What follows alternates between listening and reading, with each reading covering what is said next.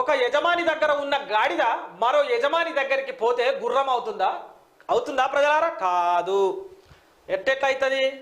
ఒక యజమాని దగ్గర ఉన్నటువంటి గాడిద ఇంకో యజమాని దగ్గరకు పోతే గుర్రం ఎట్లయితుంది? కానే కాదు. బురదలో ఉన్న పంది చెరువులోకి వచ్చినంత మాత్రాన అది నంది అవుతుందా? కాదు. కాదు కాదా మిత్రమా? కాదు కదా మిత్రమా. మరి పార్టీలు మారుతున్న నాయకులు కూడా అంతే. కలుపు మొక్క ఎక్కడున్నా కలుపు మొక్కే, వారు ఎక్కడున్నా వాళ్ళ ఆలోచనలు వాళ్ళ బుద్ధులు మారుతాయి అనుకుంటే మనం పప్పులో కాలేసినట్లే. ఓట్లేసిన ప్రజలకు విధేయతలుగా ఉండగా తమ సొంత స్వార్థం కోసం పార్టీలు మారుతున్నారు. అధికారం ఉన్నప్పుడు నాయకులు కళ్ళు మూసుకుపోయి చేసిన తప్పుల నుండి తప్పించుకోవడానికి ఎన్ని పార్టీలైనా మారుతారు, ఎంతకైనా దిగజారుతారు. ఇలాంటి నాయకులతో ప్రజలు జాగ్రత్తగా ఉండాలనేటువంటి విషయాన్ని కుమ్మరి రాజన్న రాసిండు. అన్న మంచిగా రాసినావు అన్న. నిజంగా ఇగో ఒక యజమాని దగ్గర ఉన్న గాడిద మరో యజమాని దగ్గరికి పోతే గుర్రం అవుతుందా? నిజంగా. ఎందుకంటే ఇప్పుడు రాజకీయ నాయకులు అందరూ కూడా బీఆర్ఎస్ పార్టీలో ఉండి కాంగ్రెస్ పార్టీలో పోగానే ఆయన మొత్తం ఇక కడిగిన ముత్యములు అవుతాడా? కానే కాడు. ఆయన అక్రమంగా సంపాదించినటువంటి ఆస్తులు ప్రజలను ముంచి భూ కబ్జాలు చేసినటువంటి నాయకుడు బీఆర్ఎస్ నుంచి ఇక కాంగ్రెస్ రాగానే యాసిడ్ వాష్ కడిగినట్టు ఆయన ఏమన్నా నికార్స్ అయినటువంటి వ్యక్తి అవుతాడా? కాడు.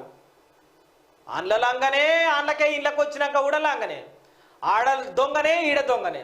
ఇక ఇసొంటోళ్లకు మళ్ళా కాంగ్రెస్ పార్టీ గేట్లు తెరిచి ఇవన్నీ ఎందుకు, మేము గేట్లు తెరిస్తే ఎవ్వరు రాడా కాలేద్దాం అని చెప్పి ఇక వీళ్ళు కాంగ్రెస్ పార్టీలో ఎట్లుర్రు అంటే ఒక ఆయన దండ, ఒక ఆయన పసుపు కుంకుమ, ఒక ఆయన మల్లెపూలు, ఒక ఆయన దువ్వెన, ఇంకో ఆయన పట్టు చీర తాంబూలంలా పట్టుకొని గేట్లు తెరిచి గేట్ల కాడు ఉన్నాం అన్నట్టుగా. ఇక వీళ్ళు ఎవ్వరు లేరుగా, ఆడికే వచ్చేటోళ్ళే ఇక పిల్లని అన్నట్టుగా బీఆర్ఎస్ పార్టీలు ఉన్న వాళ్ళని తీసుకొనికి వచ్చిర్రు. ఆడ ఇక నేను చెప్పుకుంటే సిగ్గుపోతుంది. అందులో వద్దని చెప్పే వాళ్ళు అధికారం అనుభవించి 10 ఏళ్ల తర్వాత ప్రభుత్వం మారిపోయిందని వాళ్ళ ఆస్తులు కాపాడుకోనికే మీ దాంట్లోకి వస్తారు దేవుడా అంటే వీళ్ళని తీసుకున్న నీకు నువ్వు కాంగ్రెస్ పార్టీ చేసేటువంటి ఎత్తుగడ. రెండవది, వాళ్ళని ఎందుకు ఒడగొట్టిరు? ప్రజలు ఎందుకు ఒడగొట్టిరు? వాళ్ళని ఓడిపోయిన మళ్ళీ తీసుకొచ్చి మంత్రి పదవి ఇస్తా అంటే ఎవడెత్తాడు ఓటు? ఏ ఒక్కడు కూడా ఓటేడు. ప్రజలారా, తగిన బుద్ధి చెప్పుదాం. పార్టీలు మారేటువంటి నాయకులందరికీ కూడా తగిన బుద్ధి చెప్పాలి.